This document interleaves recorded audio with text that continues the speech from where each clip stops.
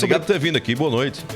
Sou Heron, o Alisson, agradeço o convite para a gente tratar um pouco aí sobre o pleito eleitoral que se avizinha. A gente não tem aqui o mesmo cappuccino lá de vocês lá do escritório, mas a gente oferece pelo menos um café expresso aqui, né, Alisson? Café São Brás. De qualidade. Doutor Bruno, a gente estava falando sobre Brasília e essa semana foi a semana de decisões sobre as eleições do próximo ano. Primeiro, o Tribunal Superior Eleitoral tratando das resoluções, uso de inteligência artificial. E ontem, o Supremo Tribunal Federal deliberando sobre as sobras eleitorais. No que é que essas decisões judiciais podem impactar já para o pleito desse ano?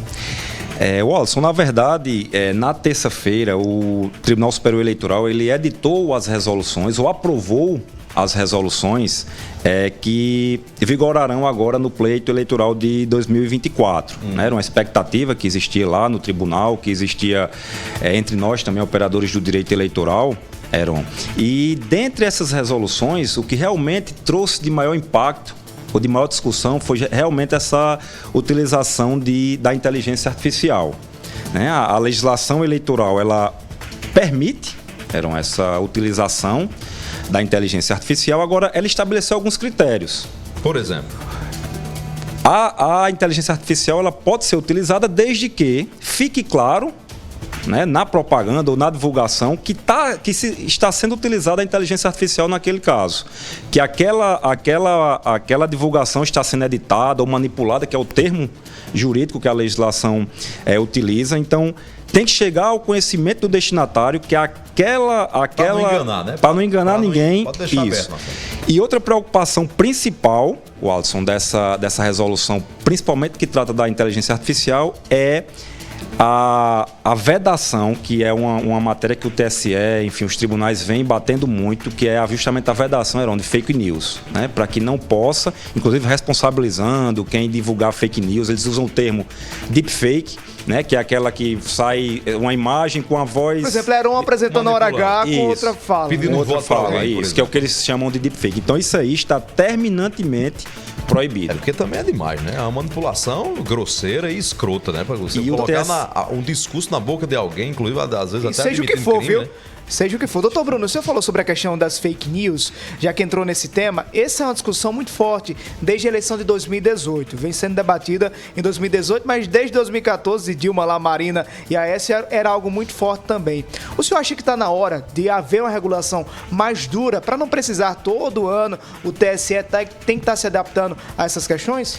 Alisson, no nosso ponto de vista, sim. E o TSE vem se esforçando nesse sentido.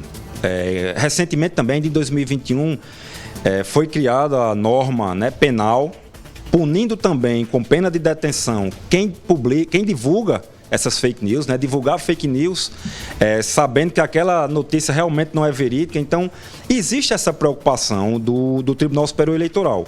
E, na nossa visão, logicamente, deve sim essa questão ser tratada cada vez com mais afinco, com mais punição, para que a gente evite, embora seja difícil, né? Vocês que são operadores aí das mídias sociais, embora seja difícil, mas existe uma preocupação muito forte e isso vem se traduzindo nessas resoluções, nas falas dos ministros, né? Nas entrevistas que os ministros eles concedem. Então, eles sempre vêm batendo nessa questão relacionada a fake news. Então, tentando fazer essa parte, a parte deles, né? Estão fazendo a parte deles, prevendo essa parte também legislativa, de previsão de crime, enfim, resoluções do TSE, tudo isso nesse combate das fake news. Houve uma decisão ontem em relação às sobras partidárias. Eu comecei o programa de hoje falando sobre a história dos partidos nanicos, que há uma tendência muito grande de ir se afunilando para menos partidos, porque não vão conseguir, existir. Vai chegar uma hora que vão ser praticamente extintos. Essa interpretação que o Supremo deu ontem deixa claro o quê? Na contagem dos votos para as sobras partidárias. Heron, essa parte das sobras partidárias, né, as sobras eleitorais, enfim, elas são divididas em 3 etapas, para que os ouvintes, os telespectadores entendam. Inicialmente, preenche-se as vagas com aqueles candidatos ou partidos que atingiram o quociente eleitoral e, consequentemente, o quociente partidário. Exigindo só que os candidatos que vão entrar nessa primeira fase atinjam pelo menos 10% do quociente eleitoral. Então, essa é a primeira fase. Se não preencheu todas as vagas, a gente passa para a segunda fase, que é justamente quando entra essas sobras que eles dizem que é as sobras por média. Por média, porém, também existem percentuais que devem ser atingidos pelo partido, que seria 80%, e para o candidato, que seria 20%.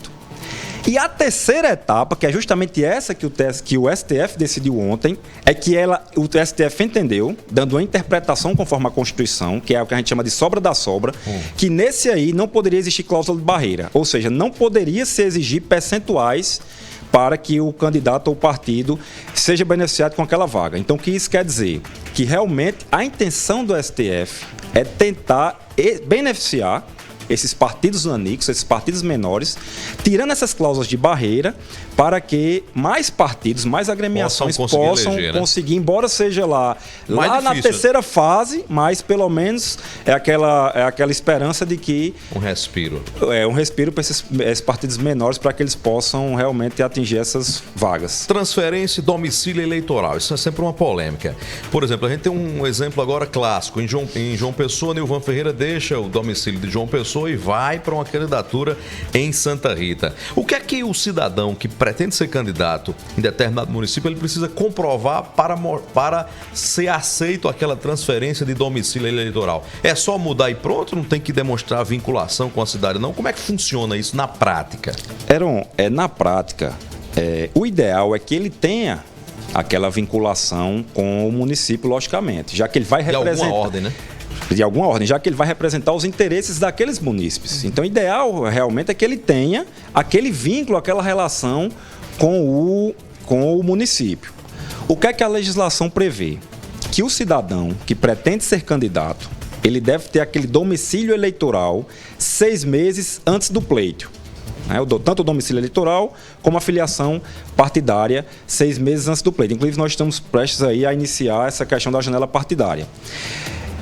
E no processo eleitoral, a gente até já chegou a discutir sobre isso, a legislação eleitoral ela deve ser, Alisson, interpretada de uma forma restritiva.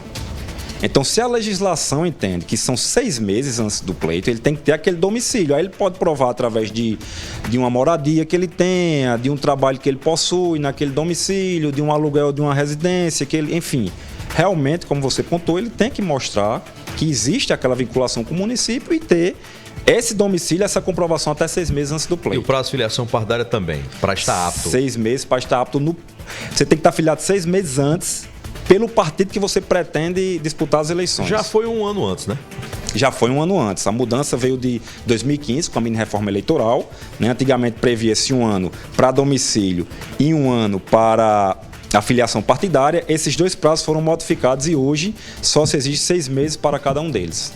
6h58 na hora H. Doutor Bruno Lopes aqui dá um programa inteiro com legislação eleitoral aqui. Mas vamos voltar aqui. Porque a legislação muda, doutor. Todo, né? Você vai voltar aqui. Muito obrigado por ter vindo aqui à hora H, viu? Eu que agradeço, amigo. Estou sempre à disposição de vocês para a gente discutir eleições. Obrigado. E eu estou trazendo aqui o doutor Bruno Lopes, porque é meu advogado, viu? Também nas questões eleitorais, viu? É competente, decente, sério, correto e respeitado no meio jurídico da Paraíba. Fica aqui conosco. Eu agradeço, meu amigo.